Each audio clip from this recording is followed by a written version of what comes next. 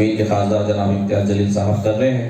औरंगाबाद में जो उत्तर प्रदेश मुख्तलिफ ज़िलों से मुख्तलिफ जगह से जो औरंगाबाद में खिदमत अंजाम दे रहे हैं, उन तमाम लोगों की जानिब से यहाँ पर खासदार इम्तियाज़ जलील साहब और डॉक्टर अब्दुल मन्नान साहब का इस्तकबाल किया जा रहा है। मैं जनाब मलिक हबीब साहब से, मुजम्मिल खान साहब से, अली जर्रार साहब, रुस्तम खान साहब, जनाब जाकिर शेख साहब, निसार भाई, रजा खान साहब, तमाम से गुजारिश करता हूँ कि औरंगाबाद के तमाम अवाम की जानिब से और मजलिस इत्तेहाद मुस्लिमीन की जानिब से जो है तो यहाँ पर खासदार इम्तियाज़ जलील साहब और डॉक्टर अब्दुल मन्नान खान साहब का यहाँ पर इस्तकबाल करें। इधर आ जाओ। जोरदार तालियों से जो है तो यहाँ पर फूलों के साथ इस्तकबाल होना चाहिए। डॉक्टर अब्दुल मन्नान साहब जो यूपी छोड़कर महाराष्ट्र में मजलिस इत्तेहाद मुस्लिमीन को मजबूत करने के लिए खासदार इम्तियाज़ जलील साहब की सदारत में जो मजलिस इत्तेहाद मुस्लिमीन बड़े पैमाने पर यहाँ पर कामयाबी पे कामयाबी कदम चूमते जा रही है, उस पार्टी को मदद करने के लिए यहाँ पर तशरीफ लाए हैं। मैं तमाम लोगों से अदबन गुजारिश करता हूँ कि जोरदार तालियों से जो है तो उनका यहाँ पर इस्तेमाल किया जाए। भाई सामने से हटाओ, फोटो नहीं आ रहा। फोटो दो भाई।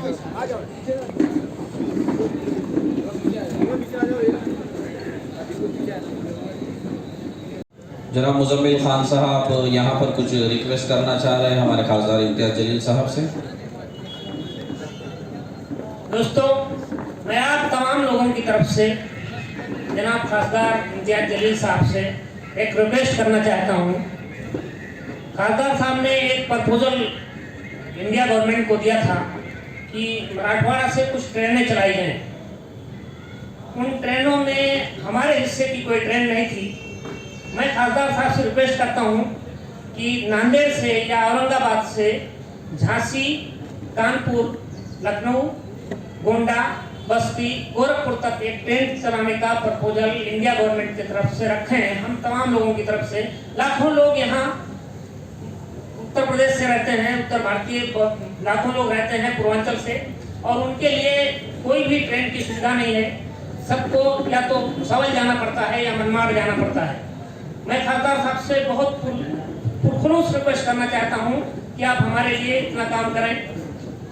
और हम चूंकि खासदार साहब हमारे गोंडा के दामाद भी हैं, इसलिए हमारा हक और बहुत ज़्यादा बनता है। और तमाम लोगों से गुजारिश करता हूँ कि तालियां बजा करके खासदार साहब का स्वागत करें।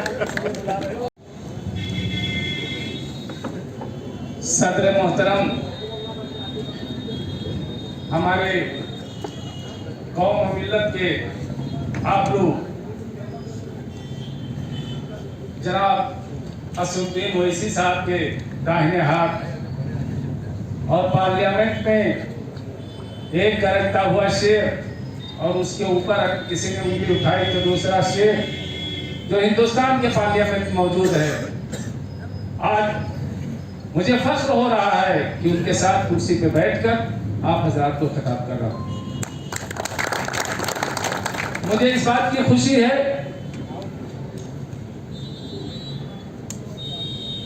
कि हमें आज हमारे साथ, मैं आप लोगों के साथ शामिल हूं, जिसमें इम्तियाज़ जलील खान साहब मौजूद हैं, समीर साजिद साहब बिल्डर मौजूद हैं, साजिद साहब नसबंदी साहब मौजूद हैं, कुरान खराक साहब मौजूद हैं, नासिर सिद्दीकी साहब मौजूद हैं, शेख अहमद साहब मौजूद हैं, अज्जू भाई मौजूद हैं, रफीउल्लाह खान मौजूद हैं, जमील भाई। जब मैंने आके पूछा कि हमारे औरंगाबाद के लोगों ने किसको वोट दिया, तो इसको पढ़ा और इससे मेरा दिल बाग बाग हो गया। और इसी इत्तेहाद की जरूरत उत्तराखंड में भी है। आप यहां मुत्तहिद हो, इसी इत्तेहाद की जरूरत उत्तराखंड में है। और याद रखना, आज मजलिस को हिंदुस्तान के हर कोने में मजलिस का पतंग लहरा। इम्तियाज भाई को कश्मीर से लेकर कन्याकुमारी तक लोग जानते हैं, पंजाब से लेकर बंगाल तक लोग जानते हैं। सदर मोहतरम को पूरा हिंदुस्तान सदर मोहतरम के लिए दिल धड़कता है, पूरे हिंदुस्तान का। और सिर्फ यही का नहीं, बल्कि अरब ममालिक में अमेरिका में, यूरोप में जो हमारे भाई बैठे हुए हैं, उसमें हमारे सदर मोहतरम के लिए है, हक की आवाज उनके दिलों में बैठी है, लेकिन कुछ मजबूरन, कुछ मसलहतन कातिल को मसीहा कहते हैं। ये सब मजबूरन व मसलहतन कातिल को मसीहा कहते हैं। ये मत समझना कि हमारे विरोधी हैं, क्योंकि आज मैं अगर उनसे सवाल पूछूं कि फैसला जो सुप्रीम कोर्ट का आया है बाबरी मस्जिद के खिलाफ, तो वो फैसला अखिलेश यादव के लिए हो सकता है कि ऐसा फैसला हो कि चलो बवाल टला, मायावती के लिए फैसला होगा कि चलो बवाल टला, शरद पवार के लिए फैसला। रहमतुल्लाह बरकातहू। जनाब डॉक्टर मन्नान साहब जो ख़ास तौर से उत्तरला उत्तर प्रदेश से यहाँ पर आए हैं, उत्तर प्रदेश के उत्तरला के हमारे तमाम मोअज़्ज़ज़ भाइयों, बुज़ुर्गों, मजलिस इत्तेहादुल मुस्लिमीन के हमारे औरंगाबाद ज़िले के सदर समीर साजिद साहब, शहर अध्यक्ष शारिक नक्शबंदी साहब, नासिर सिद्दीकी साहब, तमाम मजलिस के ज़िम्मेदारान, मुझे जब मन्नान साहब बात कर रहे थे तो बड़ी खुशी इस बात की हो रही थी कि हमने कभी सोचा नहीं था कि कभी ऐसा भी वक्त आएगा कि जहाँ पर उत्तर प्रदेश के एक उम्मीदवार के प्रचार के लिए हम यहाँ पर औरंगाबाद में इकट्ठा होंगे। ये दिलों को जोड़ने का काम अगर किसी ने किया है इस मुल्क में तो मेरे ख़ायद बैरिस्टर असदुद्दीन ओवैसी साहब। ये और नहीं तो क्या है कि कोसों दूर उत्तर प्रदेश के एक चुनावी हल्के के एक उम्मीदवार के प्रचार के लिए अगर यहाँ हम आपके साथ जुड़े हैं, आप हमारे साथ जुड़े हैं, तो इस रिश्ते को कायम करने की भी जिम्मेदारी अल्हम्दुलिल्लाह बैरिस्टर असदुद्दीन ओवैसी साहब ने ही उठाई है। औरंगाबाद में जितने भी उत्तर प्रदेश के रहने वाले लोग हैं, वो औरंगाबाद की तरक्की के अंदर बहुत बड़ा उनका योगदान है, औरंगाबाद के डेवलपमेंट के अंदर उनका बहुत बड़ा योगदान है। और जिस तरह हमारे शहर और ज़िले का डेवलपमेंट उत्तर प्रदेश के लोगों की वजह से हो रहा है, ज़ाती तौर के ऊपर मेरा भी जो डेवलपमेंट हो रहा है वो उत्तर प्रदेश के लोगों की वजह से ही हो रहा है, क्योंकि मेरी ससुराल भी उत्तर प्रदेश की ही है। और जब ये उत्तर प्रदेश में बैरिस्टर असदुद्दीन ओवैसी साहब चुनावी प्रचार के अंदर उत्तर प्रदेश में जाते हैं और हज़ारों और लाखों की तादाद के अंदर भीड़ उन्हें देखने, उन्हें सुनने के लिए आती है, तो असद साहब मुझे भी कहते हैं कि अब आप अगले जलसे के अंदर, लेकिन कहीं ना कहीं चूँकि महाराष्ट्र की भी जिम्मेदारी मेरे पास है, दिल्ली की जिम्मेदारी मेरे पास है, तो कुछ ना कुछ वजह से मैं वहाँ पहुँच नहीं पाता हूँ। लेकिन असद साहब ने एक दिन कहा कि अब एक जलसे में तुमको आना है और मुझे यकीन है कि तुम ज़रूर आओगे। तो मैंने कहा कहाँ का है? तो बोले तुम्हारी ससुराल का है, अब आना पड़ेगा। और मैं सिर्फ एक जलसा किया हूँ अभी तक उत्तर प्रदेश के अंदर, और वो उत्तरला में डॉक्टर मन्नान साहब के लिए। अभी अगले हफ्ते 3 दिन लगातार असद साहब मुरादाबाद में है और वहाँ से वो 3 दिन अलग अलग जलसों में हाज़िरी देंगे। हमें भी कहा गया है वहाँ पे आने के लिए। हम डॉक्टर मन्नान साहब को इतना यकीन दिलाना चाहते हैं कि आप यहाँ पे जितने उत्तर प्रदेश के लोग रहते हैं, आप उनकी फ़िक्र मत करिएगा, आप वहाँ पर डटे रहिएगा। इंशाल्लाह इनको सबको पहुँचाने की जिम्मेदारी हम लेंगे और ये ख्याल रखेंगे कि एक एक वोट जो है वो यहाँ सट जाए। मन्नान साहब ने एक बात बहुत अच्छी कही है और बहुत सही बात है। अगर हम सोचें कि हम अक्सर जलसे सजाते हैं, बहुत बड़ी भीड़ इकट्ठा होती है। आज जितने उत्तर प्रदेश के अगर जलसे अगर आप असदुद्दीन ओवैसी साहब के देखेंगे तो हर जलसे से ये यकीन होता है कि यहाँ की सीट तो यहाँ के मुसलमान जो है, यहाँ का दलित जो है, यहाँ का पिछड़ा जो है, ये असद साहब के साथ एक ताकत बनकर खड़ा हुआ है। लेकिन क्या वजह है कि इतनी भीड़ देखने सुनने आती है, अपनी मोहब्बत का इजहार करती है, लेकिन हम अपनी क़यादत क्या वजह से हम खड़े नहीं कर पा रहे हैं? क्या वजह से हम उत्तर प्रदेश जैसे राज्य के अंदर, जहाँ पर हमारी इतनी बड़ी आबादी है, इतनी तादाद है, वहाँ पर हम वहाँ पर अपना लोहा क्यों नहीं मनवा सक रहे हैं? आज एक मौका आया है और मैं समझता हूँ कि ये मौके जिंदगी में बार बार नहीं आएंगे। आज जो मेहनत असद साहब वहाँ पर कर रहे हैं, उसमें उनका जाती मफाद क्या है? वो क्यों इस तरह से दिन और रात एक कर रहे? चंद घंटे की नींद लेते हैं, फिर दूसरे दिन के जलसे के लिए वहां पर पहुंच जाते हैं। तो क्या जलसों से सिर्फ इलेक्शन जीते जाते हैं? नहीं। हकीकत यह है कि हर इंसान को यह सोचना होगा कि मेरे वोट की कीमत क्या है, मेरा वोट कितना अहम है। मैं अपना एक उदाहरण देना चाहता हूं। जब मैं यहाँ पर सांसद के इलेक्शन के लिए खड़ा था, तो मुझे यकीन है कि यहाँ पर जितने सारे लोग हैं, वो सभी के मन में एक सवाल जरूर आया होगा कि एक बार विधायक बन गए हैं, सांसद बनना इतनी आसान बात थोड़ी है। सांसद बन सकते हैं क्या? कैसा बनेंगे? ये सिर्फ आप ही नहीं सोच रहे हैं, यहाँ पे भी जो बैठे हुए हैं मेरे साथ, कहीं ना कहीं इनके दिमागों में भी ये बात चल रही थी कि एक बार हो गया, ये सांसद भी बनने के लिए चले हैं। लेकिन ये जीत अगर हुई है, तो इसके पीछे की अगर हम छोटी छोटी वजहों को हम अगर ढूंढने की कोशिश करेंगे, तो चेन्नई, जो इस मुल्क के सबसे नीचे साउथ में आने वाला मद्रास जिसे कहते थे, चेन्नई से एक साहब जो औरंगाबाद के रहने वाले हैं, वो इलेक्शन से एक दिन पहले चेन्नई से मुंबई आते हैं, क्योंकि औरंगाबाद को डायरेक्ट फ्लाइट नहीं है। चेन्नई से मुंबई पहुंचते हैं, मुंबई से वो औरंगाबाद की फ्लाइट पकड़ते हैं, सुबह पहुंचते हैं, अपना वोट डालते हैं और शाम में दोबारा उसी फ्लाइट से वापस चेन्नई चले जाते हैं। उत्तर प्रदेश के अलीगढ़ के औरंगाबाद के रहने वाले दो नौजवान लड़के जो वहां पर नौकरी कर रहे, वो ट्रेन पकड़कर 2 दिन पहले निकलते हैं, सिर्फ इसलिए कि मुझे औरंगाबाद जाना है और मेरा वोट वहां पर इम्तियाज जलील को डालना है।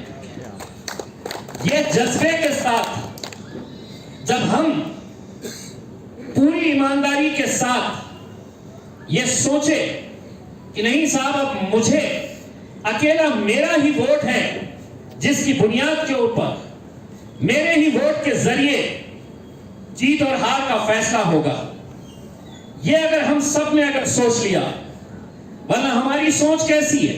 और खास तौर से मैं हमारे मुसलमान भाइयों के बारे में बताना चाहता हूं। इलेक्शन का दिन, छुट्टी है, तो चलिए आराम कर लिया जाए। इतने सारे तो लोग जा रहे हैं वोट डालने के लिए, मेरा एक वोट नहीं पड़ा तो क्या होगा? मैं अगर वोट डालने के लिए नहीं गया तो क्या होगा? लेकिन एक एक वोट की कीमत होती है और वही वोट तय करता है कि जीत और हार किसके हक में होने वाली है। यहां पर मन्नान साहब ने मुझे बताया है कि तकरीबन 8 से 10 हजार उसी इलाके के रहने वाले लोग औरंगाबाद जिले के अंदर रहते हैं। बहुत बड़ी तादाद है। अगर ये सिर्फ औरंगाबाद के लोगों ने ही तय कर लिया है कि हम घर के एक एक शख्स को, हमारी माँ को, हमारी बीवी को, हमारे बच्चों को, हमारे भाई को, हमारे अब्बा को, हम सबको लेकर जाएंगे, तो मन्नान साहब, आपकी जीत का जो आंकड़ा रहेगा उसमें ये 10,000 वोट आप सिर्फ औरंगाबाद के लिख लेना उसमें, क्योंकि यहाँ के तमाम लोग आपके लिए इंशाल्लाह जरूर आएंगे। आज ये मुल्क के हालात कैसे हैं आप अच्छी तरह से जानते हैं। ये महज कोई एक ऐसा मामूली इलेक्शन नहीं है। कि जहां पर इलेक्शन आते हैं, कोई जीतता है, कोई हारता है, हम एक ऐसे दौर से गुजर रहे हैं जहां पर खुले महफिलों के अंदर यह बताया जा रहा है कि इनको मारो, इनको काटो, इनका कत्लेआम करो। इस दौर में हम जी रहे हैं और जिस वजीर आजम को हम अपना भी वजीर आजम मानते हैं, अगर वो आज इतना होने के बावजूद भी अगर खामोश बैठे हैं, तो आप सोचिएगा कि आने वाला वक्त कैसा रहने वाला है। असदुद्दीन अवैसी साहब के पास सब कुछ है, कोई जरूरत नहीं है उन्हें इतनी दौड़ धूप करने की, इतनी मेहनत करने की। अल्लाह ने उन्हें हर चीज से नवाजा है। असदुद्दीन अवैसी साहब उत्तर प्रदेश के अंदर अपनी क़यादत मजबूत करने के लिए नहीं आ रहे। अगर वो मेहनत कर रहे हैं तो वो चाहते हैं कि आपकी क़यादत वहां पर मजबूत हो, आप वहां पर ताकतवर बने। आंकड़े मायने नहीं रखते हैं कि हम कितने लड़ेंगे और कितने जीतेंगे। असदुद्दीन अवैसी साहब तो अकेले पार्लियामेंट के अंदर, अकेले 550 के ऐलान के अंदर असदुद्दीन अवैसी साहब जब खड़े रहते हैं और बोलते हैं, इतनी हिम्मत के साथ, इतनी ताकत के साथ, जो सच्चाई है वो बयान जब करते हैं, तो उनके कितने भी कट्टर मुखालिफिन क्यों ना हो, वो ये बात मानते हैं कि हो ना हो ये बंदा दिल से बोलता है और सच्ची बात बोलता है।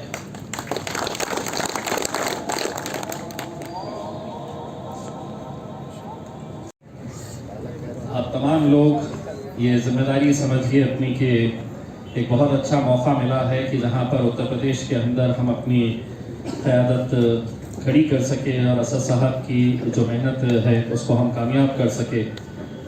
सिर्फ यहीं की बात नहीं कर रहा हूँ मैं कि आप तमाम लोग सिर्फ किसी एक इलाके से आते हैं, ऐसा नहीं है। उत्तर प्रदेश के अंदर जहाँ जहाँ पर भी आप जा सकते हैं। देखिए, कोरोना के पीरियड के अंदर जब सरकार ने कहा, जब हुकूमत ने कहा कि आपको कई महीनों तक बंद रखना है, तो आपने बंद रखा।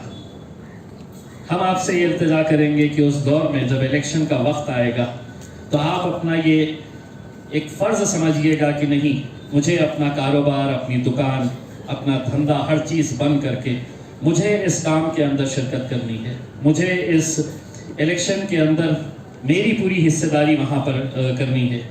मैं मन्नान साहब से कहा हूँ कि जितने भी यहाँ पर रहने वाले उत्तर प्रदेश के लोग हैं, आप उसकी जानकारी हमें पूरा डेटा बना के तैयार करके दीजिएगा इंशाअल्लाह। और आपसे भी ये कहा गया है कि आप लोगों को अगर कभी हमारी ज़रूरत पड़ी तो मैं तो आपको ये कहूँगा कि आप लोगों ने भले ही मुझे वोट नहीं दिया है, लेकिन मेरी जीत में नहीं, जिसका कार्ड नहीं है, जिसका वोटर कार्ड नहीं है, जिन्होंने नहीं दिया है, वो लोगों ने भी मेरी जीत में बहुत बड़ा हिस्सा उनका भी रहा है, क्योंकि जिन्होंने वोट नहीं दिया उन्होंने दुआओं से नवाजा था। और वही दुआओं का नतीजा है कि आज अल्हम्दुलिल्लाह पूरे महाराष्ट्र के अंदर सिर्फ इकलौता एक मुसलमान एमपी चुनकर आता है और वो औरंगाबाद शहर से आता है। अगर हम यहाँ पे कर सकते हैं तो हम उत्तर प्रदेश में क्यों नहीं कर सकते हैं? बशर्ते कि हम सबको एक प्लेटफॉर्म के ऊपर आने की ज़रूरत है। देखिए, बहुत फ़र्क पड़ता है कि कोसों दूर से औरंगाबाद से कोई शख्स वहाँ पर इलेक्शन के वक्त जा रहा है और घर घर जाकर अगर लोगों को ये कह रहा है कि मैं औरंगाबाद से सिर्फ इलेक्शन के लिए अपना वोट डालने के लिए आया हूँ, तो कहीं ना कहीं वो वहाँ पर बैठा हुआ शख्स वो भी सोचने के ऊपर मजबूर हो जाएगा कि एक इलेक्शन जिताने के लिए ये अपना कारोबार, अपना धंधा बंद करके यहाँ पर आया है। अब ये मेरी भी जिम्मेदारी हो जाती है कि मैं भी इसके अंदर हिस्सा लूँ। तो कहीं ना कहीं जहनों को बदलने का भी काम ये किया जा सकता है। मन्नान साहब ने कहा कि मेरे बारे में ये कहा जाता है, कांग्रेस वाले कुछ अलग अलग इल्ज़ाम लगाते हैं, एनसीपी वाले इल्ज़ाम लगाते हैं हमारे ऊपर। मैं मन्नान साहब को ये बात बताना चाहता हूँ कि आंकड़े मायने नहीं रखते हैं। आपने कहावत सुनी होगी कि 100 सुनार की तो एक लोहार की। अल्हम्दुलिल्लाह अब हम इनको सबके लिए हम काफ़ी है। बहुत साजिशें करते रहते हैं, लेकिन जिसके पीछे इतनी सारी दुआएं हैं, जितने लोगों की ताकतें हैं, अल्हम्दुलिल्लाह उसी ताकत के उस पर हम आगे बढ़ते जा रहे हैं। अब ये हमारी सबकी जिम्मेदारी है इंशाअल्लाह और हम भी वहाँ पर जाएंगे। मन्नान साहब, मैं इतना ये कहना चाहता हूँ, मैंने असद साहब को कहा कि महाराष्ट्र की जैसी ही हमारे पास भी चूँकि इलेक्शंस आने वाले हैं और वो भी बहुत मायने रखते हैं, ये जैसे ही जिम्मेदारी ख़त्म हो जाती है तो हम भी वहाँ पर उत्तर प्रदेश के अंदर इंशाल्लाह 1 महीने भर के लिए अपना घर वहीं पर बसा लेंगे। और पिछले 20 सालों से जो मेरी बीवी को शिकायत है कि तुम आते नहीं हो करके, तो 20 साल का हिसाब किताब आपके इलेक्शन की वजह से हम कहीं पे इसका भरपाई कर डालेंगे। हमारे साथ मन्नान साहब, इतना मैं बता दूं और आप तमाम लोगों को बता दूं कि ये जो मेरे जितने हमारे मजलिस के सिपाही यहाँ पर बैठे हुए हैं, ये वो दीवाने हैं साहब कि जिनकी दीवानगी मैंने खुद ने कई जगह के ऊपर देखी है, महसूस की है। बिहार के इलेक्शन के अंदर जब गए तो लोग कहते थे कि नहीं साहब नहीं आएंगे, ये वोट काटने के लिए आए हैं, ये नहीं होगा करके। मैंने हमारे सिपाहियों को देखा हूँ कि वो फर्श के ऊपर न जाने कितने दिन सोते रहे। नासिर सिद्दीकी साहब मुझे बता रहे थे कि एक जगह के ऊपर जब गए तो वहाँ पर सोने की जगह नहीं थी। कुणाल खरात साहब जो है बिहार के किस जगह से थे, अमोर इलाके के अंदर बिहार में ये थे। कितने दिनों तक कुणाल खरात साहब अपनी टीम के साथ वहाँ पर लगे हुए थे। प्रभाकर पारधे साहब है हमारे, जो हमारे एससी समाज के मजलिस के कट्टर समर्थकों में से एक है प्रभाकर पारधे साहब। अगर मैं उन्हें अभी कहूं कि पारधे साहब आपको अभी आज शाम की ट्रेन से है तो उत्तर प्रदेश निकलना है, आपको जाकर वहां पर मेहनत करना है, वो एक सवाल भी नहीं करेंगे कि साहब कैसा जाना है, क्यों जाना है करके। ये मजलिस से ऐसी मोहब्बत करने वाले लोग हैं। तो अगर इतनी मोहब्बत करने वाले लोग अगर नहीं होते तो शायद हम जीत नहीं पाते। यही दीवानगी थी जिसने आज एक नामुमकिन काम को मुमकिन करके दिखाया है। गांव के इलाकों से आज हमारे पास से आए हैं, हमारे कन्नड़ के लोग हैं, हमारे खुलदाबाद के लोग हैं, हमारा राहुल ये गंगापुर से ताल्लुक रखता है। अगर ये लड़कों के अगर आप काम देखेंगे तो इनकी दीवानगी और जिस तरीके से ये काम करते हैं, इनकी दीवानगी देखकर अब महाराष्ट्र के लोग बोलते हैं, महाराष्ट्र की अलग अलग राजनीतिक पार्टी बोलती है अपन पूरे महाराष्ट्र में चलो। औरंगाबाद में अपना कुछ सच्चा होने वाला नहीं, क्योंकि मजलिस वहां से हटने वाली नहीं है। इंशाअल्लाह हमारी यही कोशिश रहेगी कि उत्तर प्रदेश के अंदर जितने ज़्यादा से ज़्यादा सीटों के ऊपर हम मेहनत कर सके। देखिए, हमारा आपका काम सिर्फ ये है कि हम पूरी ईमानदारी के साथ मेहनत करना है। जीत और हार का जो भी फैसला है वो अपने रब के ऊपर छोड़ेंगे, लेकिन हमने शिद्दत के साथ मेहनत करना है। और हर इंसान को ये सोचना है कि ये डॉक्टर मन्नान साहब का इलेक्शन नहीं है, बल्कि मेरा खुद का इलेक्शन है और मैं उसके लिए मेहनत कर रहा हूँ। तो आप तमाम लोगों से ये अपील है कि आप लोग जैसे ही इलेक्शन का शेड्यूल डिक्लेयर होता है, मन्नान साहब ने 2-3 ऑप्शंस आपको दिए, लेकिन लास्ट ऑप्शन जो है मैं उससे इत्तेफाक नहीं रखता हूँ कि उन्होंने कहा है कि आप यहाँ बैठे बैठे भी कर सकते हैं। नहीं, आपको वहाँ पर जाना होगा, क्योंकि अगर हम जा रहे हैं वहाँ पर तो आपको भी हमारे साथ चलना होगा। आपका तो घर है, अब तो आप ही के घर में आने वाले हैं, आप ही के घर में हम रुकने वाले हैं। हम तमाम लोग मिलकर जाएंगे और इंशाल्लाह अगर असद साहब ने इजाज़त दिए तो जैसा बिहार के अंदर अलग अलग कॉन्स्टिट्यूएंसीज बांट दी गई थी, मेरे हिस्से में कोचा धाम आया था बिहार का, मैं वहां पर था, तो मैं असद साहब से दरख्वास्त करूंगा कि मुझे उतरौला दे दे ताकि ससुराल भी करीब रहे और मन्नान साहब को जिताने में मुझे भी थोड़ी सी आसानी हो जाए करके। तो इंशाल्लाह आप लोगों से यही अदब गुजारिश है। एक खुशी की बात यह है कि मन्नान साहब के जरिए ही सही, लेकिन इतने सारे उत्तर प्रदेश के हमारे भाइयों से आज मुलाकात हुई और आपको ये कहना चाहता हूँ कि आपको भी जब भी हमारी ज़रूरत पड़ी, आप किसी भी वक्त, ये दारुस्सलाम हमारा मजलिस का हेडक्वार्टर है, समीर साजिद साहब है, हमारे शहर अध्यक्ष है शारिक नक्शबंदी, हमारे तमाम कॉरपोरेटर्स हैं, किसी भी तरह का कोई भी मसला, कोई भी तकलीफ आए तो आप बेझिझक हमारे पास आइए, क्योंकि हमारी टीम में हर तरह के लोग मौजूद हैं। ये जो दाढ़ी वाले साहब बैठे हैं, इनका नाम चीता है, तो आप समझ सकते हैं। अब हमारे 25 कॉर्पोरेटर्स थे, वो 25 कॉर्पोरेटर्स में एक चीता था, उसमें बाकी शेर कहते थे उसके अंदर। तो हर तरह के लोग हैं उसमें। आपको जहां पर भी जिस तरह के लोगों की जरूरत पड़ेगी, इंशाल्लाह हम पूरी ताकत के साथ आपके साथ खड़े रहेंगे। बस इंशाल्लाह आने वाले वक्त में हम आपके साथ और भी गुफ्तगू करते रहेंगे और जैसा कि एक साहब ने कहा है कि आपको ट्रेन चाहिए वहाँ जाने के लिए, उत्तर प्रदेश जाने के लिए, मैंने खुद ने ये पहले से ही इसके पीछे लगा हुआ हूँ और मेरी खुद की भी ख्वाहिश है कि अगर ट्रेन शुरू हो गई तो कुछ दिन सुकून के मुझे भी मिलेंगे कि वो बार बार जाया करेंगे तो मैं भी थोड़ा सा आराम से रह सकूँगा। तो मैं इंशाल्लाह ट्रेन भी शुरू करने की हम लगातार कोशिश कर रहे हैं। एक अच्छी बात यह है कि रेलवे मिनिस्टर जो है वो औरंगाबाद से ही अभी आते हैं, उनके ऊपर प्रेशर बना के हम भी ये लगातार इन कोशिशों के अंदर लगे हैं। बहुत बहुत शुक्रिया और मुझे खुशी हुई कि आज के इस प्रोग्राम के अंदर हमारे मुंबई के साथी लोग भी यहाँ पर आए हैं। ये सब एक टीम वर्क है और ये टीम वर्क मिलके ही इंशाल्लाह हम कामयाब होंगे और आगे बढ़ेंगे। बहुत बहुत शुक्रिया।